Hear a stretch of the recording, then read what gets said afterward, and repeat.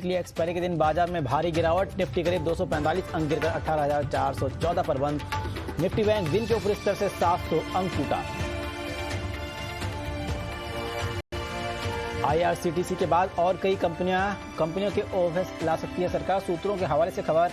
Fertiliser और rail कंपनियों के आएंगे ओएफएस। वहीं ओएफएस खुलने के साथ आईआरसीटीसी में गिरावट। यस बैंक में बढ़ा बड़े निवेशकों का भरोसा। 18 आवर स्वदेश से एक्सक्लूसिव बातचीत में बोले यस बैंक के CMD Prashant Kumar. ARC deal के बाद ग्रॉस एनपीए 2% नीचे आएगा। 3 से 4 साल तक 20% ग्रोथ बने रहने का भरोसा। भगोड़े हीरा कारोबारी नीरव मोदी के भारत लाने का रास्ता साफ हो गया है। ब्रिटिश सुप्रीम कोर्ट ने उनकी प्रत्यर्पण के खिलाफ याचिका को खारिज कर दिया है। गेमिंग, कैसीनो और हॉर्स रेसिंग पर टैक्स को लेकर बने ग्रुप ऑफ मिनिस्टर ने जीएसटी काउंसिल को अपनी रिपोर्ट सौंपी। जीएसटी रेट्स को लेकर नहीं बन सकी जीएसटी काउंसिल में सहमति। बिहार के छपरा में जहरीली शराब पीने से 39 लोगों की मौत। अभी भी बढ़ सकती है मरने वालों की संख्या। छपरा जहरीली शराब कांड में एक्शन। एसएचओ रितेश मिश्रा और चौकीदार विकेश तिवारी को किया गया सस्पेंड। बिहार के सीएम नीतीश कुमार का जहरीली शराब से हो रही मौतों पर बेतुका बयान। कहा, शराब पियोगे तो मरोगे। ये घटना एक उदाहरण है। सीएम नीतीश कुमार ने प्रदर्शन कर रहे बीजेपी विधायकों की थपथपाई पीठ। सदन के बाहर प्रदर्शन कर रहे हैं विपक्षी विधायक। बिहार विधानसभा में एक बार फिर जमकर हंगामा। सरकार के खिलाफ लगातार नारेबाजी कर रहे हैं विपक्षी विधायक। जहरीली शराब से हो रही मौत पर बीजेपी नेता सुशील मोदी का बयान। बिहार में पूरी तरह फेल है शराबबंदी। सवाल पूछने पर नाराज होते हैं नीतीश। अरुणाचल के तवांग में भारतीय सेना की क्विक रिएक्शन ट्रेनिंग। चीन के घुसपैठ को मुंहतोड़ जवाब देने के लिए खास ट्रेनिंग में जुटे भारतीय जवान। तवांग झड़प के बाद चीन के सीमा के पास भारतीय वायुसेना ने युद्धाभ्यास किया शुरू। 48 घंटे तक चलेगा सेना का शक्ति प्रदर्शन। तवांग में चीन से झड़प के बाद एलएसी पर गरजे भारतीय वायुसेना के जवान। सुखोई और राफेल से वायुवीर कर रहे हैं युद्धाभ्यास। चीन को पटकनी देने के लिए बड़ी तैयारी में भारत। जल्द कर सकता है बैलिस्टिक मिसाइल का परीक्षण। 5400 किलोमीटर की रेंज में परीक्षण संभव। पूर्व सेना प्रमुख जनरल नरवणे का बयान। कहा, भारतीय जवान संयम रखते हुए समझौतों का पालन करती है, लेकिन उकसाने वालों को हम जवाब देने से कभी नहीं चूकते। एलएसी पर भारतीय सेना को लेकर नरवणे का बड़ा बयान। कहा, भारतीय सेना एलएसी पर कार्रवाई के लिए स्वतंत्र। कांग्रेस नेता प्रमोद तिवारी ने कहा, तवांग मामले पर सरकार विपक्ष को सुनना नहीं चाहती। हम चर्चा की मांग कर रहे हैं। चीन से विवाद पर पीडीपी अध्यक्ष महबूबा मुफ्ती का बयान। कहा, बीजेपी चीन के विवाद पर शांत बैठी है। ऐसा करना गलत है। कांग्रेस सांसद मनीष तिवारी का बीजेपी पर निशाना। कहा, चीन ने 2020 से तनाव जारी है, बावजूद इसके सरकार कोई सख्त कदम नहीं उठा रही। अरुणाचल प्रदेश के सीएम पेमा खांडू का बयान। कहा, भारतीय सेना अब 1962 वाली सेना नहीं है। हमारे जवान हर तरह से दुश्मन को देते हैं करारा जवाब।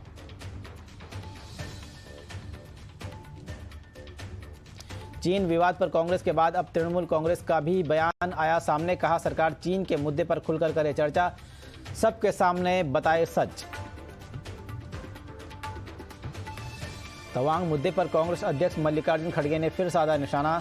ट्वीट कर पूछा, क्या भारतीय संसद में चीन के विरुद्ध बोलने की अनुमति नहीं है? चीनी सेना से झड़प के बाद स्थानीय लोगों का बयान आया सामने। कहा, भारतीय सेना हमें सुरक्षा देती है, इसीलिए हम सेना का सपोर्ट करते हैं। कांग्रेस सांसद दीपेंद्र हुड्डा ने मेडिकल बॉन्ड पॉलिसी का किया विरोध। संसद में दिया पॉलिसी को रद्द करने के लिए स्थगन प्रस्ताव। मेडिकल बॉन्ड पॉलिसी को बताया छात्रों के खिलाफ। राज्यसभा में ऑपरेशन लोटस पर चर्चा की मांग। कांग्रेस सांसद नासिर हुसैन ने दिया स्थगन प्रस्ताव। बीजेपी पर लगाए चुनी हुई सरकार गिराने के आरोप। हिमाचल के सीएम सुखविंदर सिंह सुक्खू ने कांग्रेस नेताओं से की मुलाकात। दिल्ली में नेताओं से मिले सुक्खू अलवर से भारत जोड़ो यात्रा में होंगे शामिल। महाराष्ट्र कर्नाटक सीमा विवाद को लेकर गृह मंत्री अमित शाह की बैठक। शिंदे और डिप्टी सीएम फडणवीस भी बैठक में हुए शामिल। महाराष्ट्र कर्नाटक सीमा विवाद पर अमित शाह ने कहा, सुप्रीम कोर्ट के फैसले तक दोनों पक्ष कोई दावा न करें। किसी विवाद का हल सड़क पर नहीं होता। गृह मंत्री अमित शाह के साथ बैठक के बाद महाराष्ट्र के सीएम शिंदे का बयान। कहा, फर्जी ट्विटर अकाउंट मामले की जाएगी जांच। दोनों राज्य शांति बनाए रखेंगे।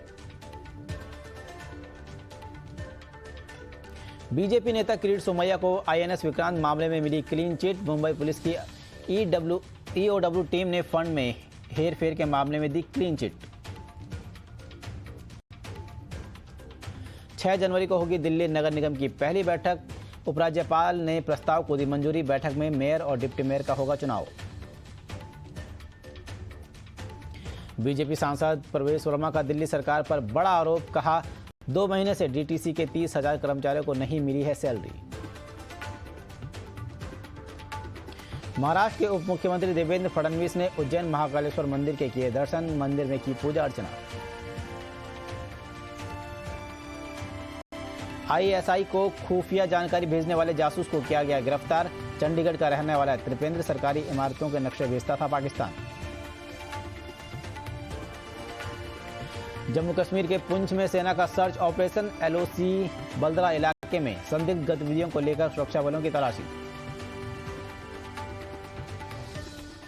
सुरक्षा को लेकर योगी सरकार सख्त। यूपी के 16 शहरों में लगे 5,000 सीसीटीवी।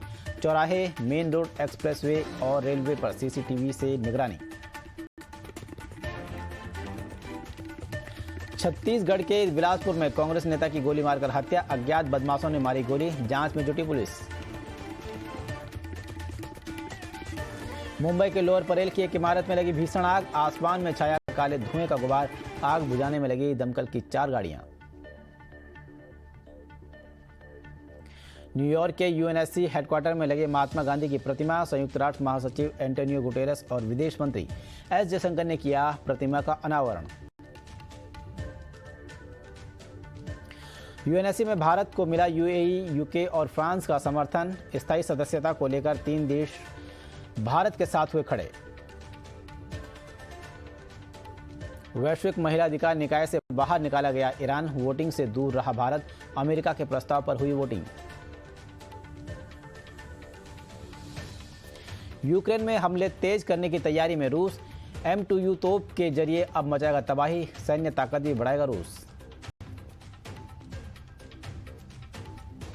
यूक्रेन की राजधानी कीव में रूस ने मचाई तबाही। ड्रोन के जरिए एक के बाद एक किए कई हमले में 5 इमारतें जमी दोज। लगातार अपने मिसाइल की ताकत दिखा रहा है रूस। इंटरकॉन्टिनेंटल बैलिस्टिक मिसाइल यार्स को युद्ध क्षेत्र में किया तैनात।